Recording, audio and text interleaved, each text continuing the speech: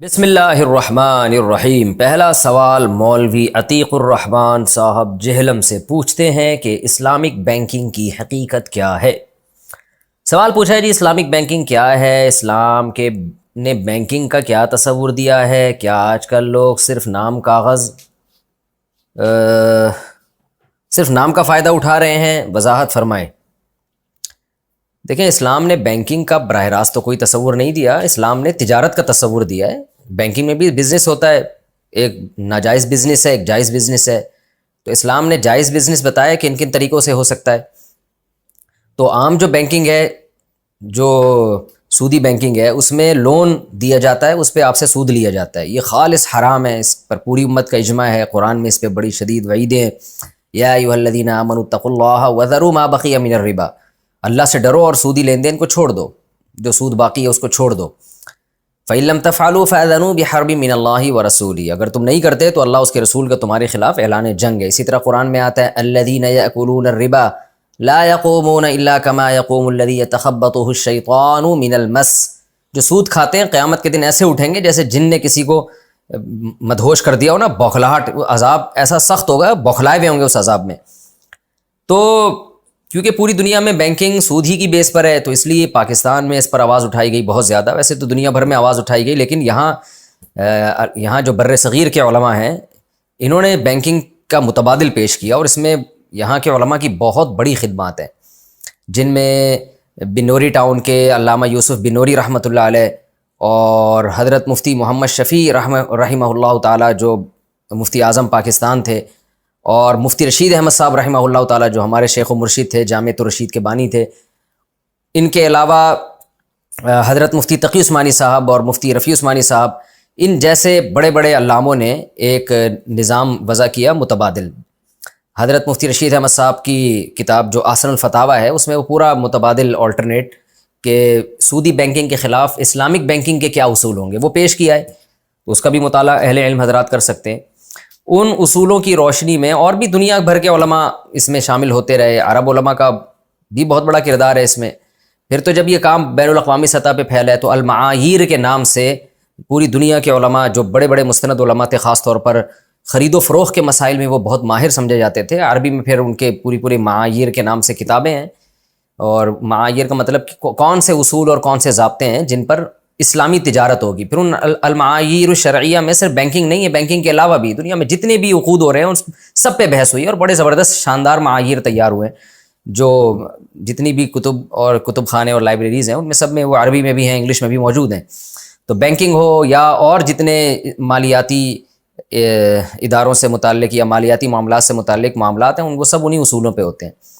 تو اس کے مطابق جو ہے نا، بینکنگ کا جو آلٹرنیٹ پیش کیا گیا تھا، یعنی سودی بینکنگ کا، وہ آلٹرنیٹ یہ تھا کہ اسلام میں بزنس کے 6 مشروع طریقے ہیں جو اسلام نے بالکل ان کی اجازت دی ہے۔ ایک ہے جی مضاربت ہے۔ مضاربت کا مطلب کیا ہوتا ہے؟ ایک آدمی کی انویسٹمنٹ ہو، دوسرے کی محنت ہو۔ محنت میں یہ بھی داخل ہے کہ وہ آگے کسی کہیں اور انویسٹ کر دے۔ میں آپ کو 1 لاکھ روپے دیتا ہوں کہ جو بھی آپ بزنس کرنا ہے کریں، لیکن جو آپ پیسہ کمائیں گے اتنے فیصد میرا ہوگا، اتنے فیصد آپ کا۔ پھر آپ کیا کرتے ہیں؟ بزنس کرنے کے بجائے خود آگے مضاربت پہ کسی کو دے دیتے ہیں کہ بھائی مجھے 1 لاکھ روپے کہیں سے ملے ہیں بزنس کے لیے، تو میں خود نہیں کر رہا، آپ کرو، اور اس سے آپ ڈیلنگ کر لیں کہ اتنے % میرا، اتنے % آپ کا۔ پھر اصل انویسٹر کو آپ اس میں سے اس کی پرسنٹیج کے حساب سے دے دیں۔ تو اس میں شریعت نے بہرحال، یعنی ڈیٹیل میں تو میں جاؤں گا تو بہت لمبی پورا کورس ہو جائے گا یہ۔ تو ایک طریقہ ہے مضاربہ، ایک طریقہ ہے مشارکہ کہ دونوں طرف سے پیسے ہوں، ایک طریقہ ہے سلم۔ سلم کا مطلب کیا ہے؟ آپ پہلے پیسہ لے لیتے ہیں خریدار سے اور مستقبل کی بے کرتے ہیں۔ فیوچر کی بے جائز نہیں ہے، لیکن سلم میں جائز ہے، اس کی اپنی شرائط ہیں۔ تو بے سلم ہے، پھر مرابحہ ہے، ایک چیز آپ کیش پہ اٹھا کے قسطوں پہ مہنگی کر کے بیچ دیتے ہیں۔ تو یہ چوتھا عقود ہے۔ ایک ہے اجارہ، رینٹ پر دیتے ہیں آپ کوئی چیزیں، اور ایک ہے استثناء۔ استثناء کا مطلب ہوتا ہے آرڈر پہ کوئی چیز بنوانا، تو کوئی پروجیکٹ آپ بنا کے لوگوں کو دیتے ہیں۔ تو یہ 6 عقود ہیں جن پہ اسلامک بینکنگ گردش کر رہی ہے۔ تو علماء نے یہ 6 عقود بینکوں کو بنا کے دیے تھے کہ بھئی آپ اس پہ تجارت کریں۔ تو ہم نے پھر 1 سال بینکوں کا سروے کیا، جو میزان بینک ہو گیا، بینک اسلامی ہو گیا، اس کے علاوہ جو بھی اسلامی اصولوں پہ جن کا یہ دعویٰ ہے کہ ہم بینکنگ کر رہے ہیں۔ تو ہم نے پھر کیا کیا کہ حضرت مفتی تقی عثمانی صاحب نے جب اس کے جائز ہونے کا فتویٰ دیا، دارالعلوم کرنگی کے بڑے حضرات نے، تو جامعۃ الرشید میں پھر اس پر پہلے تو ہم یہ کہتے تھے کہ بھئی کئی سال تک ہم یہ فتویٰ دیتے رہے کہ حضرت مفتی تقی عثمانی صاحب کی اس پہ تحقیق ہے، ہماری تحقیق نہیں ہے، تو آپ اس پہ جس کو ان کی تحقیق پر اعتماد ہے وہ عمل کر سکتا ہے. ہم سے پوچھتے ہیں، ہم کہتے ہیں ہماری کوئی تحقیق نہیں ہے اس بارے میں، کیونکہ تحقیق بہت مشکل کام تھا. وہ جو اصول اور ضابطے علماء نے تیار کیے تھے وہ تو تحقیق کے بعد تیار کیے تھے. اصل میں دیکھنا یہ تھا امپلیمنٹ بھی ہے یا نہیں ہے. ایسا تو نہیں ہے کہ یہ بینک ٹوپیاں کرا رہے ہیں اور صرف کاغذ کی حد تک تو خود ہو رہے ہیں، حقیقت میں نہیں ہو رہے، تو کان ادھر سے پکڑو ادھر سے پکڑو، یہ والا معاملہ تو نہیں ہو رہا کہیں. تو جب بہت زیادہ لوگوں نے اصرار کیا بھئی آپ کی بھی تو کوئی تحقیق ہونی چاہیے، آپ ٹوٹلی دارالعلوم کرنگی کی کا ریفرنس دے دیتے ہیں کہ مفتی تقی عثمانی صاحب کی تحقیق کے مطابق جائز ہے، تو آپ خود بھی تو تحقیق کریں. تو پھر 1 سال ہم نے تحقیق کی اور جامعۃ الرشید نے علماء کی کمیٹی بنائی جس میں بندہ بھی شامل تھا. تو 5 یا 6 علماء تھے جن کا کام یہ تھا کہ 1 سال انہوں نے صرف اسلامک بینکنگ کو پڑھنا ہے اور بینکوں کا سروے بھی کرنا ہے، دیکھنا بھی ہے کہ اندر ہو کیا رہا ہے، عملی طور پر یہ سسٹم جو علماء نے بنا کے دیا ہے یہ نافذ بھی ہے یا نہیں ہے. اور اس کے بارے میں جو اعتراضات اٹھتے ہیں، بعض اعتراضات علماء کی طرف سے تھے، بعض عوام کی طرف سے تھے، تو ان اعتراضات کا بھی جائزہ لینا ہے کہ یہ اعتراضات واقعی ہیں بھی یا نہیں ہیں، اگر ہیں تو ان کے جواب کیا ہیں. تو ہم نے بالکل نیوٹرل ہو کے تحقیق کی تھی اور بینکوں کے ہم نے دورے کیے. تو اس میں پھر ہمارے سامنے جو بات سامنے آئی جو وہ یہ تھی کہ یہ جائز ہے اور بینک میں واقعی پریکٹیکلی اس پر عمل بھی ہو رہا ہے. اس میں بہت سارے اعتراضات جو اہل علم حضرات کی طرف سے کیے جاتے تھے، وہ تو کچھ اعتراضات تو ایسے تھے جو حقیقت سے ناواقف ہونے کی وجہ سے تھے، وہ یہ سمجھ رہے تھے کہ ایسا ہو رہا ہے حالانکہ ایسا ہو ہی نہیں رہا تھا. اور کچھ اعتراضات ایسے تھے جن کے معقول جواب علمی انداز میں موجود تھے. تو خیر جامعۃ الرشید نے اس پہ ایک تحریر شائع کر دی اور جائز ہونے کا فتویٰ دیا. تو یہ میں اس لیے کہتا ہوں کہ لوگ ہم پہ اعتراض کرتے ہیں کہ شاید انہوں نے بیٹھے بیٹھے ایک چیز کا فتویٰ دے دیا، تو ہم نے پوری تحقیق کے بعد فتویٰ دیا ہے اس کے جائز ہونے کا. البتہ تکافل کے بارے میں ہماری رائے حضرت یعنی دارالعلوم کرنگی کی رائے سے ابھی تک متفق نہیں ہوئی ہے. تکافل جو آلٹرنیٹ پیش کیا گیا نا تکافل کا، اس میں جامعۃ الرشید کے سینئر مفتی ہیں مفتی حسین خلیل خیل صاحب، وہ بھی تھے اور بھی دیگر علماء تھے. تو بہت لمبی اس پہ بھی سال بھر بحث ہوئی ہے ہماری.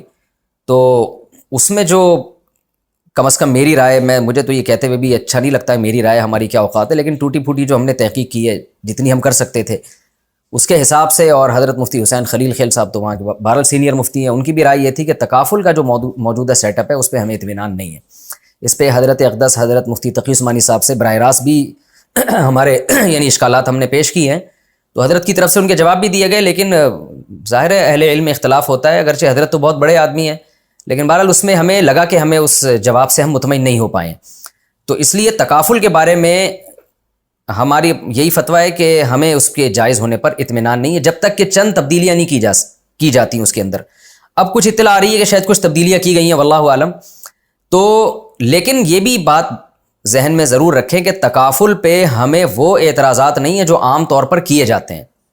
عام طور پہ جو لوگ تکافل پہ اعتراضات کرتے ہیں وہ ہماری رائے میں ٹھیک نہیں ہے، یعنی زیادہ تر اعتراضات وہ غلط ہیں، سالڈ اعتراضات نہیں کیے جاتے. وہ ایسا معلوم ہوتا ہے کہ بس بعض حضرات شاید ایک چیز کو ناجائز قرار دینے کے پیچھے ہاتھ دھو کے پڑ گئے، شاید ایسا محسوس ہوتا ہے ان کی تحریروں میں. تو ہمیں جو تکافل پہ اعتراض ہے وہ ایک ہی اعتراض ہے جو بڑا مشہور اعتراض ہے جو اہل علم جانتے ہیں. میں اس اعتراض کو بھی لے کے چلوں گا تو پھر ایک نئی بحث چھڑ جائے گی. وہ اہل علم جانتے ہیں وہ اعتراض کیا ہے اور اس کے جوابات کیا ہیں. تو اس لیے میں تو خلاصے کے طور پہ پیش کر رہا ہوں کہ بینکنگ کے مسئلے میں تو جامعۃ الرشید دارالعلوم کرنگی کی رائے سے بالکل متفق ہے اور ہم نے خود اس کی تحقیقات کی. البتہ تکافل کے معاملے میں خود جامعۃ الرشید کے علماء کی آراء میں بھی اختلاف ہے. تو حضرت مفتی حسین خلیل خیل صاحب ہیں اور مجھے بھی جو ہے نا جو اطمینان ہے وہ اسی رائے پر ہے جو مفتی حسین خلیل خیل صاحب کی رائے ہے کہ تکافل پر ہمیں تحفظات ہیں. جو ایک معقول ایک بڑا اشکال ہے اس کا ابھی تک کوئی ہمیں جواب ملا نہیں ہے. اس لیے تکافل پہ میں جو ذاتی طور پہ جب فتویٰ دیتا ہوں تو یہی فتویٰ دیتا ہوں کہ اس سے اجتناب کیا جائے. تو میں خود بھی نہیں کراتا تکافل، لیکن اختلافی مسئلہ ہے اور حضرت مفتی تقی عثمانی صاحب کی شخصیت کوئی معمولی نہیں ہے. مسائل میں جو خرید و فروخت کے مسائل میں پوری دنیا ان کو امام مانتی ہے. تو ایسے مسئلوں میں یہی ہوتا ہے کہ مفتی کا کام ہوتا ہے اپنی رائے دے دے، باقی کوئی کسی اور کی رائے پر عمل کرتا ہے تو وہ جانے. تو اگر کوئی ہماری رائے پر عمل کرنا چاہتا ہے تو ہمیں تکافل کے جائز ہونے پر فی الحال اطمینان نہیں ہے، اور اس میں بہت بحثوں کے بعد ہم اس نتیجے پر پہنچے کہ اس میں کچھ تحفظات ہیں ہمیں. اس لیے احتیاط ہماری رائے میں یہی ہے کہ اس سے اجتناب کیا جائے. باقی بینکنگ، اچھا اس میں بھی ہے کہ بینکنگ کا مسئلہ بھی ہے تو اختلافی. میں نے تو اپنی رائے پیش کی ہے کہ ہم گئے اور بہت تحقیق کی، لیکن بنوری ٹاؤن کے علماء سنا ہے کہ اب تک اس کو ناجائز کہہ رہے ہیں. تو دیکھیں علماء جب دونوں طرف ہوتے ہیں نا تو اس میں ایک اصول عوام کو چاہیے کہ وہ ذہن میں رکھے.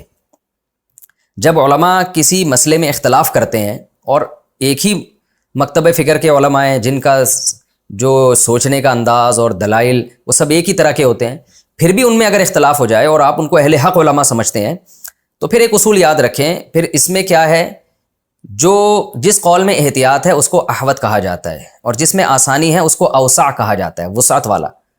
تو ایسے موقع پہ پھر عوام کو چاہیے کہ شدید ضرورت کے بغیر وہ احتیاط والے قول پر عمل کرے، اور کہیں ضرورت شدیدہ ہو، بہت زیادہ حرج کا اندیشہ ہو، تو پھر اس قول پر عمل کر لے جس میں گنجائش ہے۔ تو یہ ایک اصول یاد رکھیں کہ پھر علماء پہ طنز نہ کریں کہ یہ کیا کہتے ہیں، ان کو کیا پتہ، یہ کیونکہ ہم نے دیکھا ہے اسلامک بینکنگ کو جنہوں نے جائز قرار دیا، بعض متشدد لوگوں نے ان کو حکومت کا پٹھو قرار دینا شروع کر دیا۔ اس کا حکومت کے پٹھو ہونے سے کیا تعلق ہے؟ حکومت کہاں چاہتی ہے کہ اسلامک بینکنگ آئے؟ ابھی دیکھیں نا، سپریم کورٹ نے جو سودی بینکوں کے خلاف جب فیصلہ کیا ہے تو گورنمنٹ نے کہاں کس کو سپورٹ کیا؟ سودی بینکوں کا سپورٹ کیا، اسلامک بینکوں کو تھوڑی سپورٹ کیا ہے۔ ہاں، گورنمنٹ میں اچھے لوگ بھی ہوتے ہیں لیکن عمومی طور پر تو نہیں سپورٹ کیا جاتا۔ تو اسی طرح وہ علماء جو اسلامک بینکنگ کو حرام قرار دیتے ہیں ان کے بارے میں بھی ایسے سخت الفاظ استعمال کرنا کہ ان کو کیا پتہ خرید و فروخت کے معاملات کا، تو یہ بے اعتدالی ہے۔ تو دونوں علماء قابل احترام ہیں ہمارے لیے۔ ایسے موقع پہ اختلاف ہو تو وہ اختلاف بھی ایک قسم کی رحمت ہوتا ہے۔ شدید ضرورت ہو تو گنجائش سے فائدہ اٹھائیں، ضرورت نہ ہو تو احتیاط پر عمل کریں۔ عامی آدمی کے لیے یہی ہے۔ ہاں، مفتی عالم کو جس رائے پر اطمینان ہو دلائل کی قوت کی بیس پر، تو وہ پھر اسی رائے پر عمل کرے گا۔ مجھے تکافل سے آفریں آئی ہیں لیکن میں نہیں گیا، اس لیے کہ میں نے ان سے کہا بھئی ہمیں تو اس کے جائز ہونے پر اطمینان نہیں ہے۔ لیکن اگر عامی آدمی میں کوئی تکافل کرا رہا ہے حضرت مفتی تقی عثمانی صاحب کا فتویٰ لے کے، تو ہم اس کے سر پہ نہیں سوار ہو جاتے، اس لیے کہ وہ ایک ریلائبل مفتی کے فتوے پر عمل کر رہا ہے۔ قیامت کے دن اس کے لیے اتنا کافی ہے، جب اللہ تعالیٰ اس سے پوچھیں گے تم نے کیوں اس پر عمل کیا، وہ کہہ سکتا ہے اللہ میں تو جاہل تھا، اور تو نے قرآن میں کہا ہے فَاسْأَلُوا أَهْلَ الذِّكْرِ إِن كُنتُمْ لَا تَعْلَمُونَ، اہل ذکر سے پوچھو، اہل علم سے پوچھو اگر تم علم نہیں ہے۔ تو پوچھا اس لیے جاتا ہے نا کہ عمل کیا جائے۔ تو ایک آدمی نے اہل علم سے پوچھا، انہوں نے فتویٰ دے دیا، وہ اس پر عمل کر رہا ہے، اور اہل علم بھی واقعی اہل علم ہے، اہل حق میں سے بھی ہیں، خالی اہل علم ہونا کافی نہیں ہے، اہل حق میں سے بھی ہونا ضروری ہے، ورنہ بعض اہل علم خواہش پرست ہوتے ہیں، نفس پرست ہوتے ہیں۔ تو اگر کوئی اس پر عمل کرتا ہے تو یہ جائز ہے۔ یہ میں نے پورا اسلامک بینکنگ کا ایک خلاصہ آپ کے سامنے پیش کر دیا ہے۔ تو ہماری خلاصہ کیا نکلا ہے؟ اسلامک بینکنگ ہماری نظر میں جائز ہے بالکل، اور کوئی احتیاط پر عمل کرنا چاہے تو بہت اچھی بات ہے، اور تکافل ہماری نظر میں ناجائز ہے۔ کوئی مجبوری میں حضرت مفتی تقی صاحب کے قول پر عمل کرنا چاہے تو اللہ سے امید کی جائے گی کہ انشاءاللہ اس کو گناہ نہیں ملے گا، لیکن ہم سے کوئی فتویٰ لے گا تو ہماری نظر میں تکافل پر ہمیں اطمینان نہیں ہے، جائز نہیں سمجھتے ہم اس کو۔